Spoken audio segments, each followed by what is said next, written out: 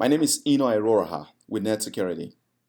ThreatResponder is an endpoint threat detection, response, and prevention platform. In this video, I want to show you how you can use ThreatResponder to basically protect your enterprise asset against advanced attacks in real time. So once you log on to the enterprise platform, to the dashboard, you're able to begin your investigation. Right? So one of the things you may be interested in is looking at the threats that have been detected. Now keep in mind there are some threats that have been detected that are listed here, but there are also threats that have been detected that are not listed here.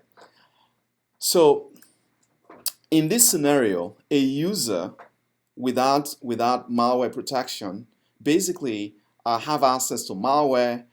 They receive a socially engineered email, social engineering attack, and they were able to click on different malware, and all the malware were actually modified, right, just to show us if ThreatResponder has the ability to detect malware that have known signatures or known indicators.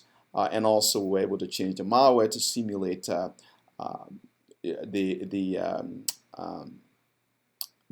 change in polymorphism of different malware, right? So that's what this demo does, to show you how ThreatResponder is used to detect malware, to detect exploits, and to detect malwareless or fileless attacks, as well as behavior such as the MITRE attack matrix or catalog.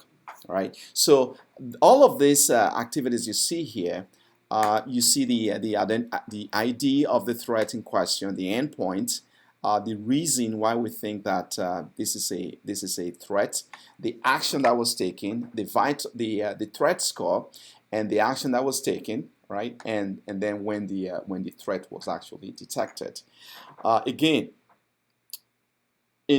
for all of this, we took no action because we wanted to basically capture all of the capabilities of the respective malware, right? And in some of the detection, we actually prevented them.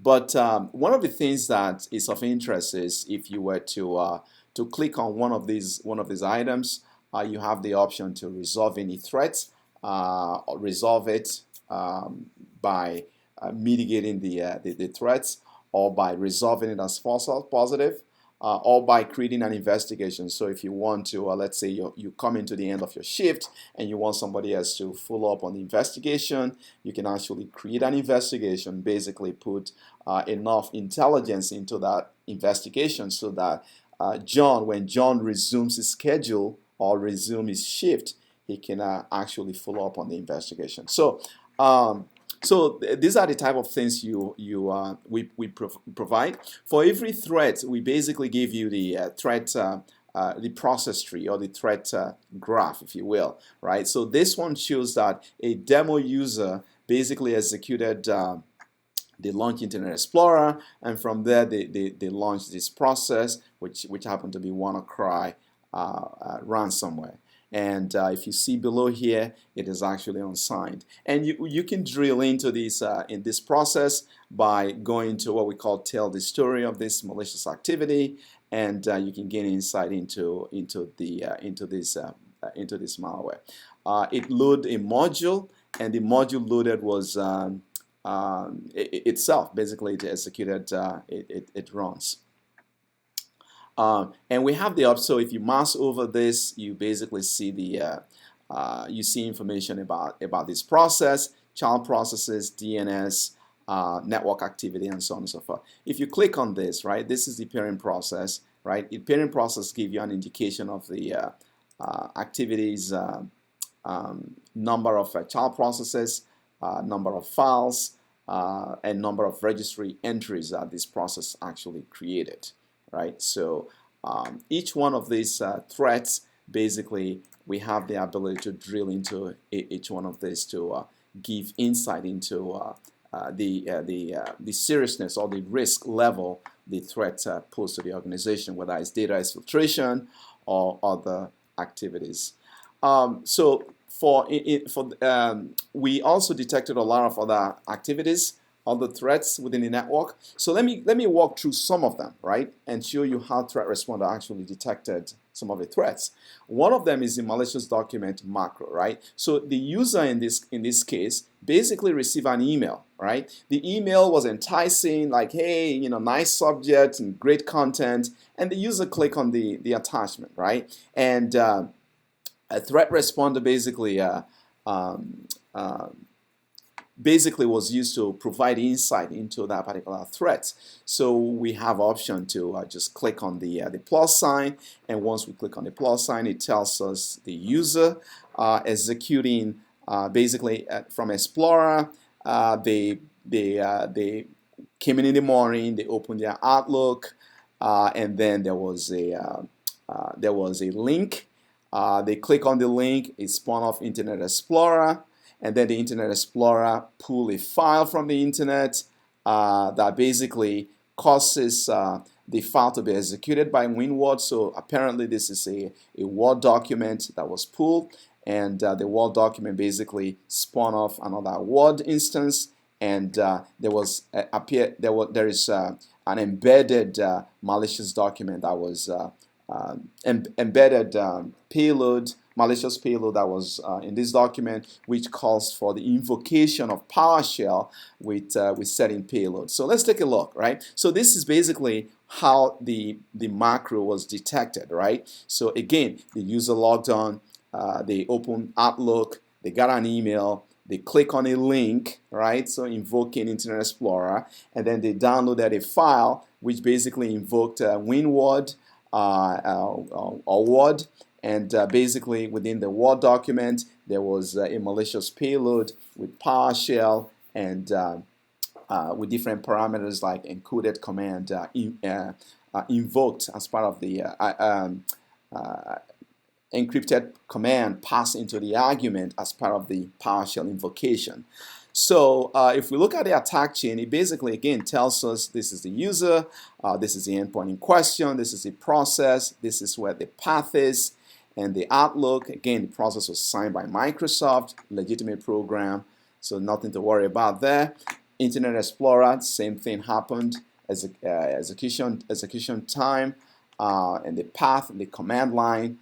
Again, there was nothing wrong, except for Internet Explorer basically downloaded they went to a domain, right, to basically pull a certain file, and the file was executed, and upon execution, there was actually a PowerShell command that was embedded within the file, and here this is the encoding. Upon decoding, we were able to identify that this was the decoded command. So if you can see this very clearly, there is clearly a malicious intent here. There is no reason why there should be PowerShell should be embedded in Microsoft Office and to make network connections or have this kind of payload embedded within it. So again, this activity was deemed to be malicious, and we detected it and basically prevented it from executing. Now, one of the things we could do is basically double click on this, drill into Outlook to gain more insight. Outlook by itself is not malicious, but again, there was a malicious intent here. So if we double click on this, it tells us that a file was executed, and different things actually happened. One child processes, 16 files were created, right, and one registry entries. So if we look into this, we see that a child process was created PowerShell, right? So Word basically created, spun off the PowerShell, and then certain temporary files were created, right, and a registry entry was also created. And different files and activities are occurred. You can see all of these activities, see some of these activities here. I have the option to basically toggle this, so I can only see things of interest, in this case registry and child process, one child process, right? So this is basically, this tells me how I can pinpoint how the activity occurred, but I shouldn't stop there. I should drill more into the PowerShell. So when I go to the PowerShell, basically I see the PowerShell, the command, encoded command, and going down here, I see the option to I see the this is the encoded command, the user context, and also the timeline of activities, telling me that there was a child process. There were 7 files and 4 network connections that were associated to that particular PowerShell, right? Again, we have the option to see the file that was created, an exe was dropped on the system, some network connections were created, files were also dropped on the file system, network connection, and then child processes, and so on and so forth. I have the option to, again, basically filter the command or toggle the different options, and gain insight into other things that happen on that endpoint. So if we were to look into other threats that were detected, ransomware execution, for example, was actually detected, and this was terminated or blocked as well. For those, there is really not that much. Once we detect that it's malicious, either through machine learning or through behavior or through threat intelligence, we basically neutralize the threat, and it's not even able to execute before before we to basically prevent it from execution. So you see the attack chain as usual. You see the endpoint. And the process, the pairing process, as well as this process here. And this was malicious indicator that was detected through our threat intelligence platform, and so that is an example of a malicious activity that was basically detected through that was actually detected, right? So we have different detection, right? So malicious document. Behavior-based detections, and then we have ransomware or malware, known malware, and then we have detection through malware that may mutate. We have detection as well, so a known malware or a file that behaves like a malware, based on our training algorithms, we're able to detect when there is a mutation or a change to the behavior of the ransomware. Right, we're able to do all that detection. So ThreatResponder really give you good ways to pinpoint, to detect threats within your environment, and to be able to drill into different activities or threat activities in your network. Other ways in which you can detect threats in your environment, it's by using policies. Through policy, you can specify detection mechanisms. You can detect by application. So through application, you have the ability to identify a file by hash, a file by signer, and you can put them in a group of endpoints. And so when there is a file, let's say Skype, for example, or Dropbox, right? If you don't want those processes from running, you have the option to whitelist the hash, MD5 or SHA-256, or even by signer. So in this case, it will be Microsoft or Windows, as the case may be. So you have the option to really control the processes that can actually run on your endpoint. You also have option to do network control. So through network control, you can actually block access based on geolocation, based on IP address, based on country. So you can specify which country you want to block access to, and for a particular endpoint, right? So for example, you may not want your developers to access certain geolocations. You have the option to block those type of access as well. Another blocking capability that is built into ThreatResponder is the ability to control storage, right? So some organizations, for example, some government agencies, they don't allow the execution of or